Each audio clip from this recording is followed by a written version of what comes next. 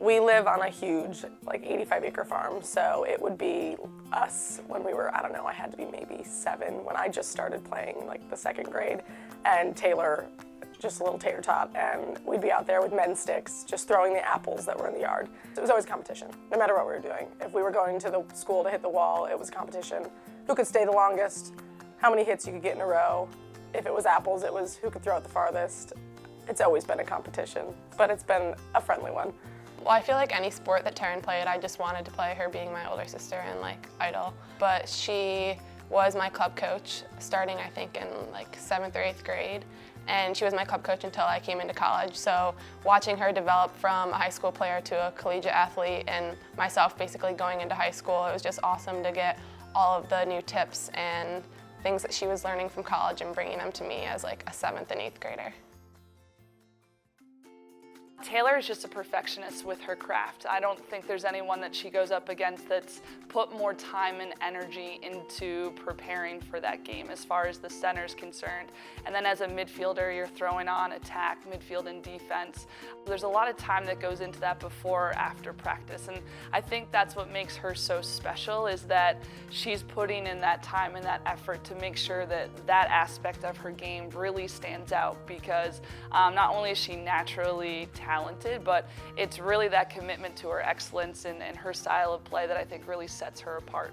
I think all throughout even high school, people always were like, oh, Taryn's little sister, Taryn's little sister. And when I got to Loyola, Jen and Dana did a really awesome job of being like, you're Taylor, like you're here and you're making your own impact.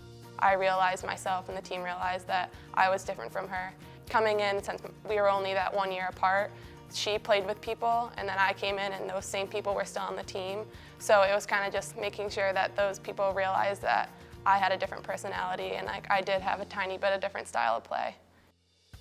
14 was always my number in high school, but my mom really pushed me to choose 18, and having the number 18 is something now I'm so grateful for and something that I can always look towards, and it's kind of like a connection with my sister. We're in film and sometimes I just write number 18 down on my paper. Like it's just one of those things where it's like I'm almost not even thinking about myself as 18, it's her and what she contributed to Loyola.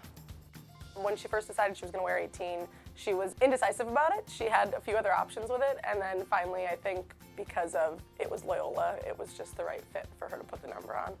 And I remember writing the letter. I still have the letter that I wrote to her when she got to campus, and was just super excited about, you know, you're going to write your own legacy. It's not, people don't remember the number, they remember who you are. Like, it's not, the number isn't defining you. You are going to create so much more for yourself than just what I did at Loyola, and she's done it. I mean, she's continued to do it.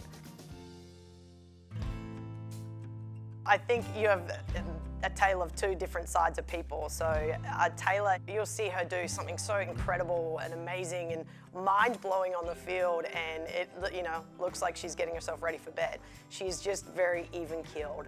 And then you have Taryn, who's a lot more excitable and energy. So I think, obviously, when she breaks those records, you know, she's crawling up into a shell, but you have Taryn that's on a barrage of compliments and all over social media and just not afraid to show how proud she is of her little sister. And I think that's the neat thing about them. I think they're both competitive, and I'm sure, you know, Taryn in her own right, you know, would have loved to see that record hold, but I think the fact that it was beaten by her sister makes it okay in that family. And I think their goal right now is to just send those numbers out so far ahead that the VanThof sisters are going to keep 1 and 2 for a long time here at Loyola.